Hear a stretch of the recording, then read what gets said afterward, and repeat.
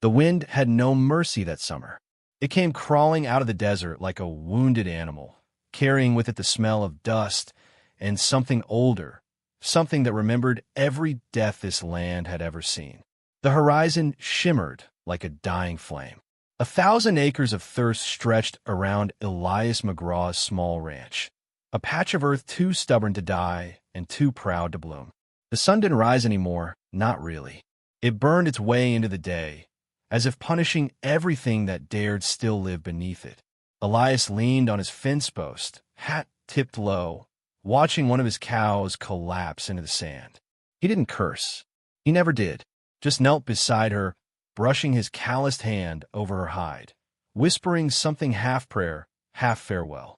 Behind him, the screen door creaked. "Pa!" came a small, cautious voice. It was Tommy, his boy, 12 years old, eyes wide and blue like mountain sky before the storm. "She's gone, ain't she?" Elias nodded. "Aye, gone." The boy's lips pressed tight. He looked at the cracked earth beneath his boots. Elias wanted to say something gentle, something that could keep hope alive a little longer, but there was none to give. So he just said, softly, "We'll bury her at sundown. Shades longer then." The boy nodded, turned, and went back to the house without a sound. The ranch looked smaller every year. The fences leaned, the barn sighed when the wind passed through, and the well gave less water than tears. Elias remembered when Martha was alive, the way her laughter had filled every room, the smell of her bread baking, the hum she'd make when she watered the garden. The garden was long gone now. So was the laughter. He still kept her locket on the windowsill. The gold had tarnished, but inside, her picture smiled like she hadn't aged a day. When nights grew quiet, too quiet, he'd talk to her picture, as if the wind might carry his words somewhere she could hear them. "You were right, Martha," he murmured one night, staring out at the dying land. "This place ain't ours. It belongs to the dust, always did." The only answer was the creak of wood and the far-off cry of a coyote. The next morning, Elias saddled his horse, Copper, and rode toward the low creek that cut through the canyon. What little was left of it. The canteens were light, and the cattle needed water, or they'd follow the last cow into the dirt by week's end. The ride was long and silent. No birds, no rustle of life. Only the rhythmic thud of hooves on cracked clay. He passed an old sign half buried in dust. Territory line, keep watch for Apache. The paint had long faded, but the warning lived fresh in every man's mind. The war had been raging for months.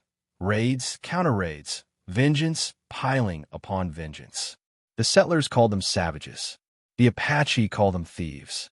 Elias called it madness. He'd seen both sides, men dying for pride more than purpose. Once, he'd found a dead Apache boy by the riverbank, no older than Tommy. The soldiers who killed him didn't even bury him. Elias had, quietly, without telling anyone. That was 2 years ago, but he never forgot. By noon, he reached the creek, or what was left of it, a thin vein of water glinting faintly in the heat, surrounded by thirsty reeds. Elias dismounted, scooped a handful of the lukewarm water, and drank. It tasted of metal and memory. He filled his canteen slow, careful not to stir up the mud. Then something caught his eye. Across the water, just beyond the line of rock, a flicker of movement, a shadow. Then another. He froze. There were horses, 3, maybe 4. Dark shapes moving slow, cautious. Sunlight glinted off something, a spear tip, or maybe a rifle barrel. Elias's heart kicked once hard. Apache. His first instinct was to slip behind Copper, keep low, and ride hard back toward home.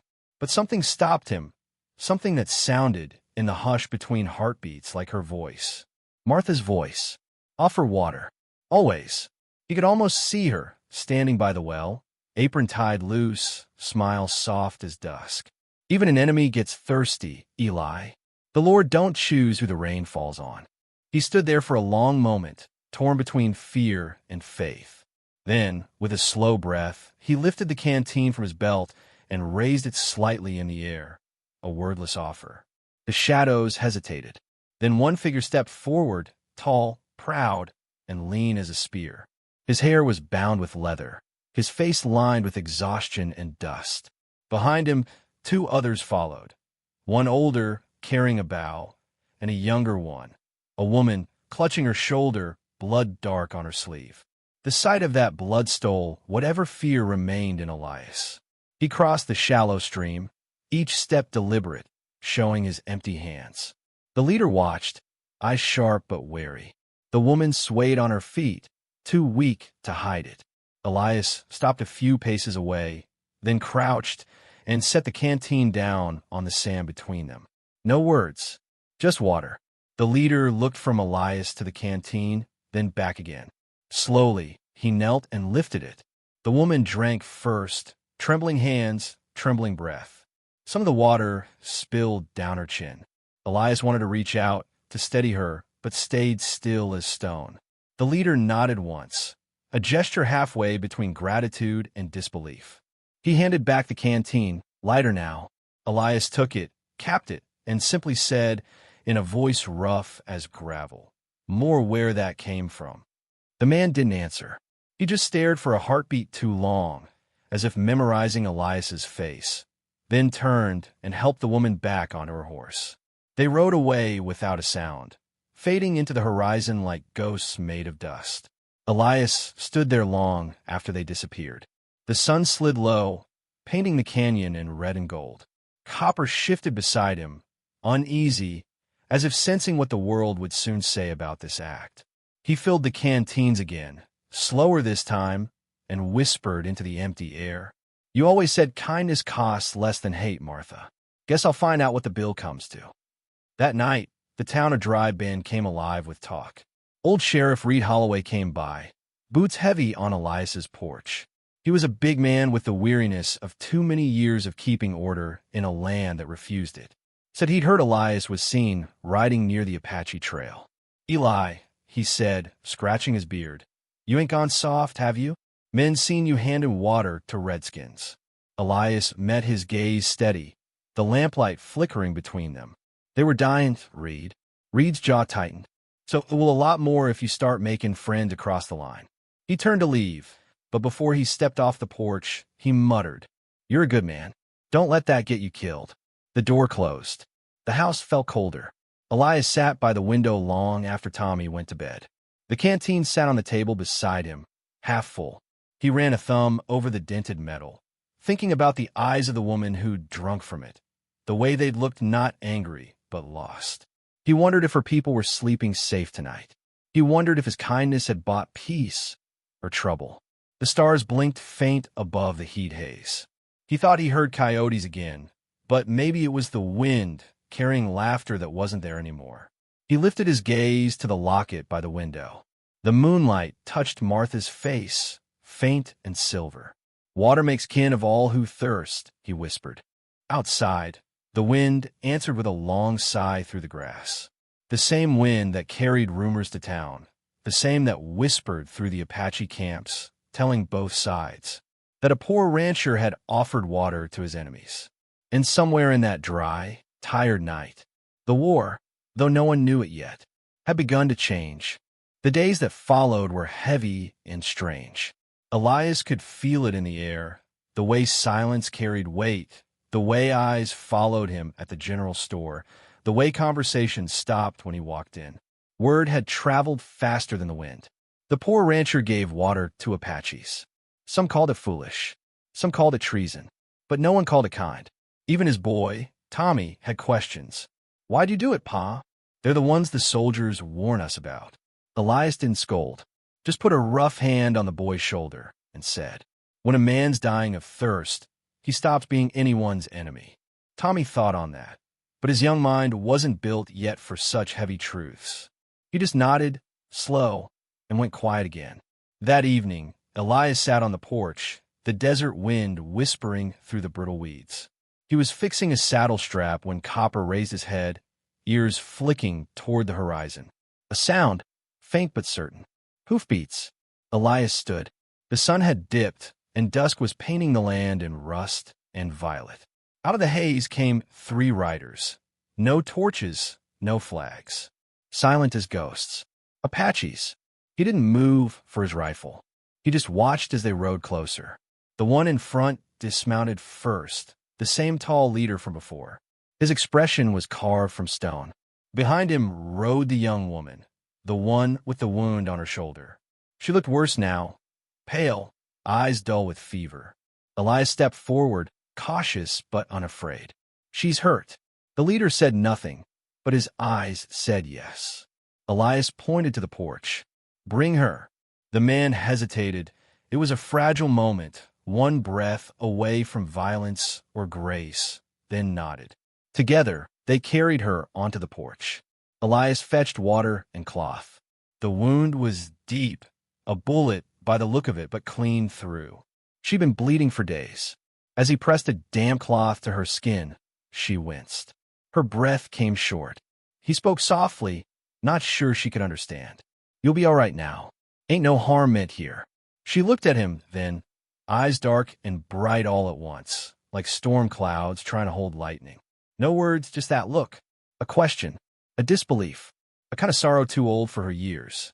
The leader watched, tense as a bowstring. When Elias finished bandaging the wound, he stepped back. "She needs rest. And water. Plenty." The man gave a single nod. He spoke then, his English broken but steady. "You give life." "Why?" Elias thought for a long moment before answering. "Because someone ought to." The Apache's eyes lingered on him, studying something beyond his face, maybe his heart, maybe his soul. Then he said, "I am Taza." Elias dipped his head. "Elias." There was no handshake, just a silence that meant more than one. They stayed until dawn.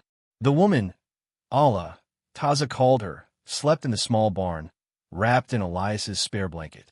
Her breathing steadied as the night deepened. Tommy peeked in once, wide-eyed, whispering, "Pa, are we in trouble?" Elias smiled faintly. "Not tonight, son. Tonight we're just people helping people." The boy nodded. "She don't look scary." "She ain't." And with that, Tommy went to bed, more trusting than the world deserved. By sunrise, the Apaches were gone. No hoofbeats, no tracks, only a small leather pouch left behind on the porch. Inside were dried herbs and a carved wooden token, smooth and circular, etched with the shape of running water. Elias turned it over in his palm, puzzled. It felt like more than a gift. It felt like a promise. He tucked it away inside the locket box by Martha's picture, as if some part of him already knew it would matter again. But mercy rarely goes unpunished in the West. By noon, Sheriff Reed Holloway rode up again, dust rising behind him. His face was tight, voice low. "Eli, we found tracks. Looked Apache. Led straight past your land." Elias didn't lie. They came. The girl was hurt. Reed spat into the dirt. "You should have turned him away." "Town scared, Eli. Some men are saying you're feeding the enemy." "Feeding the enemy?" Elias gave a bitter chuckle. "I gave him a drink of water." "Yeah, well, out here, that's enough to hang a man if fear gets loud enough." Reed's eyes softened, just a flicker. "You know I don't want trouble for you. But watch yourself. The wrong kindness in the wrong season can get a good man killed." He rode off, leaving a trail of dust and dread behind. Days passed. The air grew hotter, the well shallower. But sometimes when Elias looked to the distant hills, he thought he saw movement, figures keeping watch. He didn't tell Tommy. He didn't tell anyone. Then, one night, as moonlight poured through the thin curtains, Elias woke to a sound, soft knocking at the door. He reached for his lamp and opened it. There stood Allah alone.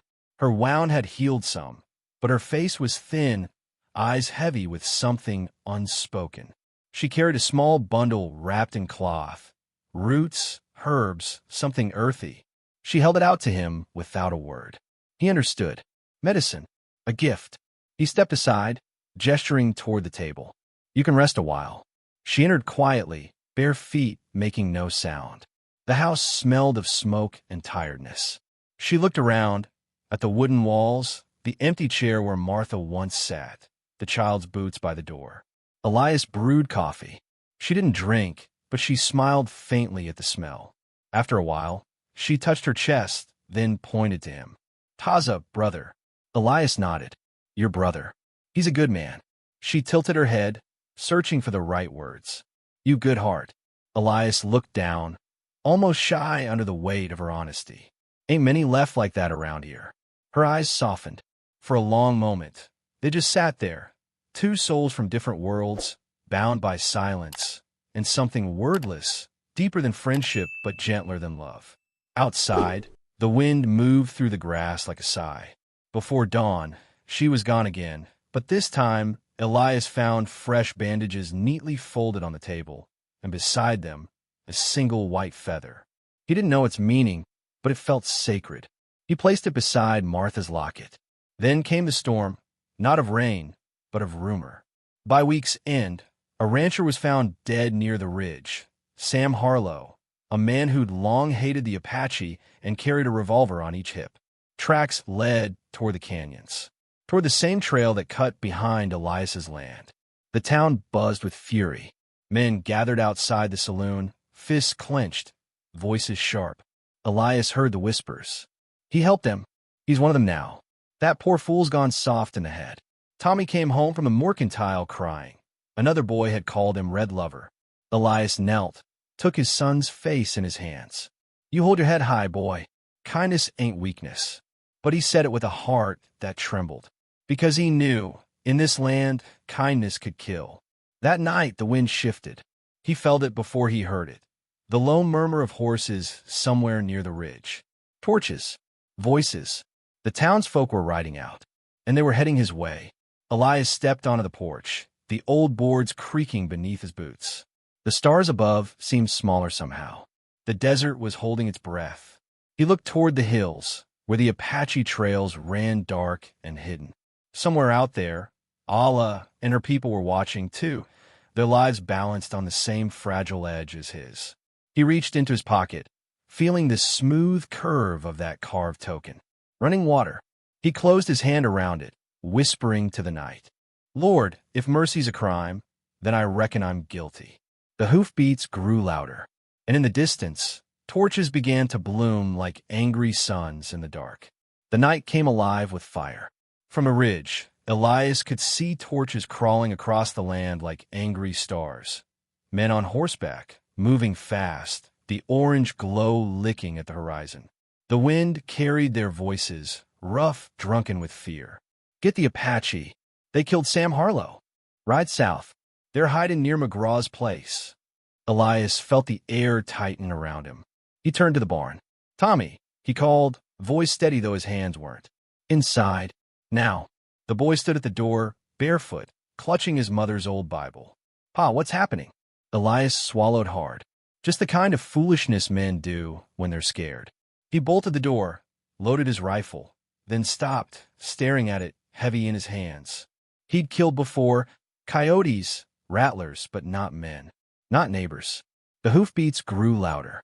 He could see faces now, shadows of men he'd once shared whiskey with, laughed with. All hard-eyed now, filled with the kind of righteousness that leaves no room for truth. At the front rode Sheriff Reed Holloway, coat flapping, torchlight painting his jaw in golden shadow. Elias, he shouted. We need to talk. Elias stepped out onto the porch, unarmed. Then talk. Reed reined his horse closer. Tracks lead here. We got reason to think those Apache were on your land again. Elias met his gaze. They were. Girl was hurt. I helped her. That's all. You think that matters? Reed's voice cracked with frustration. Harlow's dead, Eli. Folks want someone to pay. If you're harboring, I ain't harboring no one. A murmur ran through the men. Torches bobbed like restless fireflies. Then a young rancher spat. You're lying. They killed my cousin. You water M. You're one of them. Reed raised a hand. Enough. Let me handle this. Elias's heart pounded. He could feel the weight of it all. The drought, the fear, the old hate that had been waiting for an excuse. He took a step forward. Reed, listen to me. I gave him water. That's it. They didn't kill nobody. They just wanted to live. Reed's eyes softened for a moment. But fear is a stronger preacher than reason. He sighed. You know I can't stop him much longer. Elias nodded. Then I'll stop it myself. He turned toward the barn and froze. The door was open. The shadows inside moved. A voice, soft, faint, called his name. Elias. It was Allah. She stepped out, weak but standing, a strip of bandage still across her shoulder. Her eyes found his wide, pleading. Behind her, half hidden in the dark, stood Taza, her brother, his bow gripped tight. Tommy stood beside them, fear and awe tangled in his face. Elias's breath caught. "You shouldn't be here." Taza spoke low. "They come to kill. We leave now." Reed's voice rang out from beyond the gate. "Eli, who's in that barn?" Elias's heart twisted. He looked at the torchlight creeping closer, and the faces in the dark behind him. He had a choice. Give up the Apaches, keep his son safe, or defy the town and stand for mercy one last time. Martha's words rose up in him, quiet as rain. "Water makes kin of all who thirst." He turned to Taza. "Take the back trail. It'll lead you to the canyon creek. Ride fast, stay low." Taza frowned. "You come." Elias shook his head. "Not yet." He turned to Allah. She looked at him, eyes shining like wet stone. "Go," he said softly. "This ain't your fight." She took his hand, briefly, gently, and whispered something in Apache, words he didn't understand but felt deep in his bones. Then they vanished into the night. When Reed and his men reached the porch, Elias stood alone. "Where are they?" Reed demanded. "Gone." "Which way?" Elias looked past him toward the burning line of torches stretching across his land, and said, "Does it matter? They ain't coming back." Reed hesitated. The men behind him murmured, impatient. Then one fire shot. Wild warning. The sound cracked through the night. Horses neighed, torches flared. Elias ducked, then fired back. Not to kill, just to scatter. But fear doesn't scatter easy. Bullets tore through the dark. The barn caught flame. The smell of smoke and panic filled the air. "Tommy!" Elias shouted, running for the house. The boy was crouched behind the door, crying. Elias grabbed him, pulled him close. "We're leaving. Now." They rode hard through the canyon, the fire behind them painting the sky blood red. Kappa's hooves struck sparks off the stone. Tommy clung to his father's waist, eyes wide with terror and trust. Ahead, faint in the moonlight, Elias saw them. Taza, Allah, and two others, riding slow, careful, burdened by wounds and fatigue. He caught up. Taza turned, surprised but silent. "The posse's coming," Elias said. "Take the creek path. I'll hold him off." Taza shook his head. "You die for us." Elias smiled grimly. "Maybe I live for you." He dismounted, handed the reins to his son. "Tommy, go with them." "No, Pa." Elias crouched, met his boy's eyes. "You be strong. You remember what I told you. Kindness ain't weakness. It's the hardest thing a man can carry." Tommy sobbed, clinging to him. "Will I see you again?" Elias brushed the boy's hair back. "You'll see me in every man who does right when it's hard." Then he turned, rifle in hand, and walked back toward the mouth of the canyon, where torchlight danced against the rocks. The posse rode in minutes later. Reed at the front, gun drawn, shouting, "Eli, don't do this." But Elias stood his ground, half in shadow, half in moonlight, a tired man against a tide of fear. He fired once into the air. The sound echoed through the ravine. "Go home, Reed. There's been enough dying." Reed's face twisted with conflict. "You'll hang for this." Elias's voice was quiet. "Maybe, but maybe the world will be lighter for it." The younger men weren't listening. They charged. Gunfire cracked the night apart. Elias fired back, not wild but precise, aiming to wound, to slow, not to kill. But there were too many. A bullet struck his shoulder. He staggered, fell to one knee. The rifle clattered to the dirt. He pressed his hand to the wound, warm, wet. The canyon spun around him, painted in smoke and flame.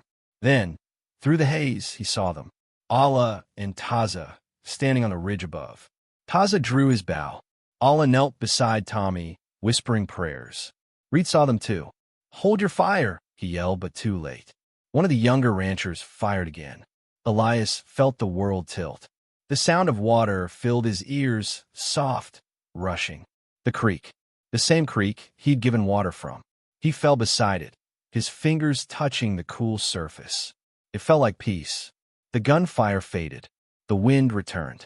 And the war, the one made of hate and dust, seemed, for a heartbeat, to hold its breath. Dawn found the canyon empty. The posse searched the banks, but there was no sign of Elias, only blood on the stones, and his rifle half buried in sand. Sheriff Reed picked it up slowly, his face pale in the new light. He looked out at the still water and whispered, "Lord, forgive us." He was the only righteous man among us. The men rode home silent. None spoke. Behind them, the creek ran on, calm, unbothered, carrying with it the faint red of sacrifice.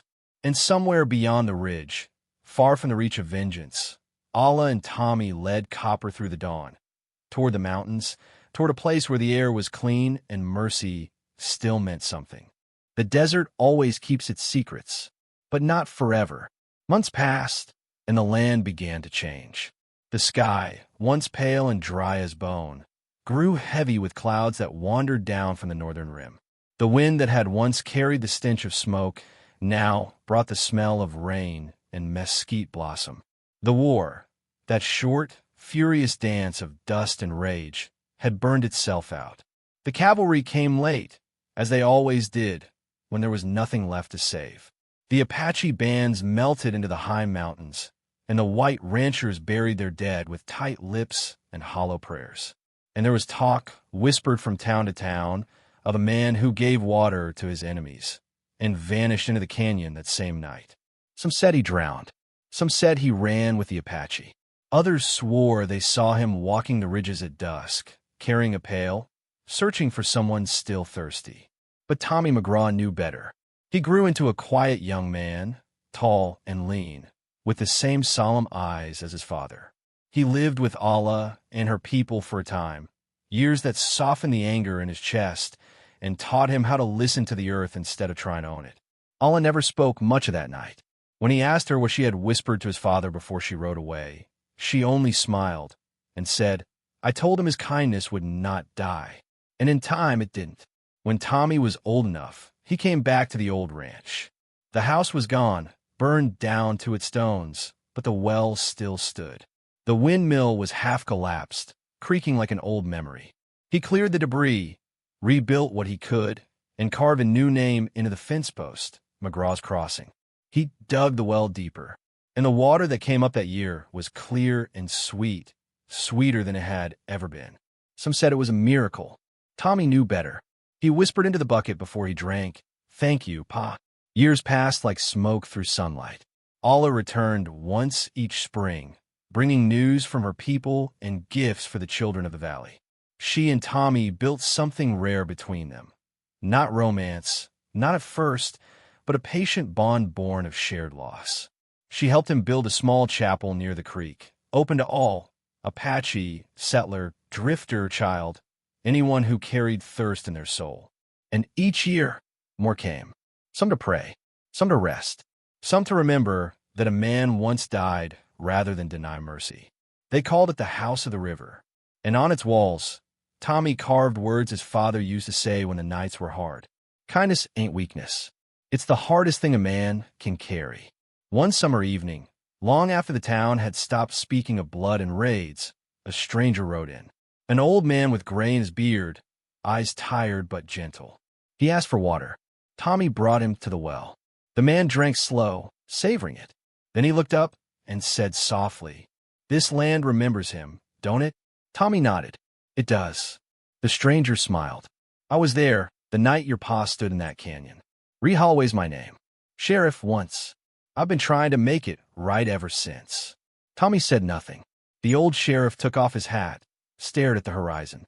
"I thought justice was something you carried in a gun," Reed said. "Your pa showed me it's something you pour from cup." The wind shifted cool and damp. A drop of rain touched the sheriff's face. Another, then another. They looked up together as the sky opened, a sudden, heavy rain falling hard after years of drought. The creek overflowed its banks. The earth drank deep. The chapel bells rang on their own in the wind. Reed smiled through the downpour. "He brought it back, didn't he?" Tommy closed his eyes, letting the rain wash down his face. He always said mercy would water the world, one day.